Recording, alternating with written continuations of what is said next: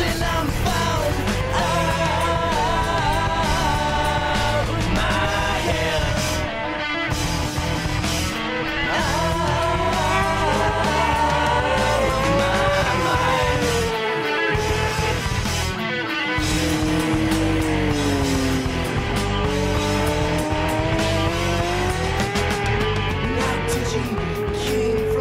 We've got the Ben Bosrom update brought to you by TCX Boots, the boots of choice for you this year.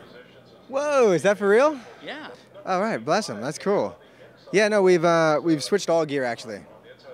I think everyone's gonna take notice here at this event because we have a new helmet.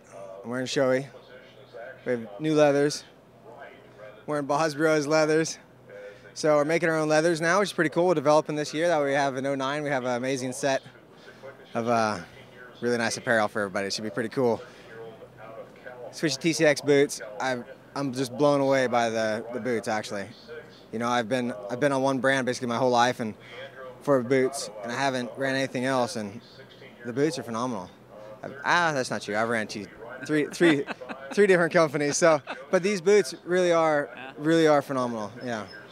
Other people who are wearing them say that they fit really well right off the bat, like you don't have to break them in and stuff. Yeah, they do. They fit very well. The most important thing to me is the protection. You know, I was trying to think of a better way to word it, but honestly, it's comfort and protection, but protection is a little more important than your comfort. Yeah. And they've just done a great job with the toe slot. It's very narrow, so it fits under the shifter very well. Makes it easy for the rider to shift. Yeah. The boot's protection is number one. I've never been in a boot with this much protection, honestly. So they're doing a great job, and I mean, everyone's, you know, got a lot of work to do. It's one of those things, you know, it's great when a manufacturer steps up like they did, because you have the opportunity for the other manufacturer to look at it, buy it off the shelf, whatever they need to do, and figure out a way to better them. And then the next one, and it goes right onto the street for all the people. So We get a better product out of it. you honestly do. Seriously, we go out here and we crash and we test these things for you. So when it comes back to the street, it's a much better product, and hopefully you don't end up in the hospital from a small broken metatarsal or something in your foot, right? Now, with this bike, it's just working so well for you. Are you pretty much where you need to be all the time? Are you making any changes here? Yeah, we're constantly making changes. Here's our toughest track, because we have a small front end issue, and we have the same front end issue. This track in Daytona and everywhere else has been amazing. The bike is phenomenal. I can't say enough about the bike. It makes Josh and my job is sure a lot easier and a lot harder on the competition. So I can't say enough about it, honestly. The Yamaha R6, they've just done such a good job with the Craves crew. I think we're going to be the force to beat this year. You know, honestly, if somebody gets up there and beats me, I'll be the first one to walk over and congratulate them. They've done a great job. At Daytona, you talked about that front end in the press conference, and when we were walking out, I asked you a little bit about it, and you talked about working it further in the stroke, like down in the stroke. I don't know, is that a compression thing or what? I try to use all the suspension on the bike. Some riders, you know, they set their bikes up pretty stiff, and I've always been kind of the opposite and set up so I try to use all the suspension, get the most out of it.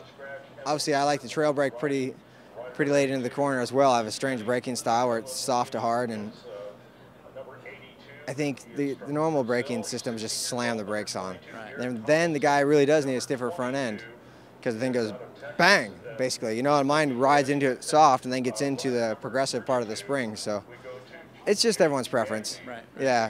Too hard to explain the whole front end deal. I mean, everyone's so different, you know? Yeah. We hear all the time where you guys, because it's a complicated process, that you say, yeah, we're working on this and we're working on the front end. Some of us just eat that kind of stuff up. We want to, just understand a little more. So. Yeah, which is But great. I appreciate these windows of information that you let us in on like this.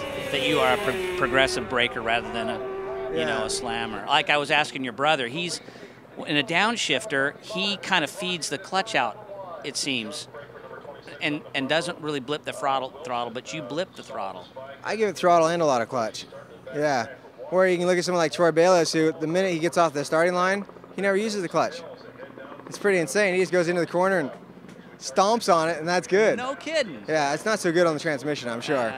But he's won a hell of a lot more races than I have, so it must be working all right. And then you get someone like Tom Kipp. I remember his style was to go in, off gas, bang down a few gears, wait, and then let the clutch out. So he slides into the corner. Everyone's got their own technique, which is cool to see. When I watch the race, I want to see the different style of everybody out there.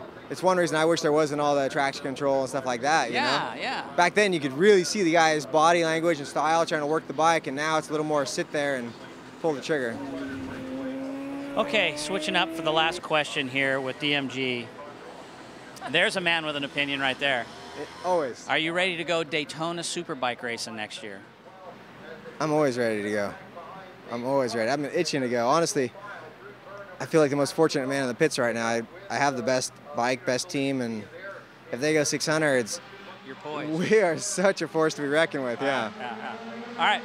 Cool. Well, appreciate the time, and good luck today in the race. Thank you. Pleasure.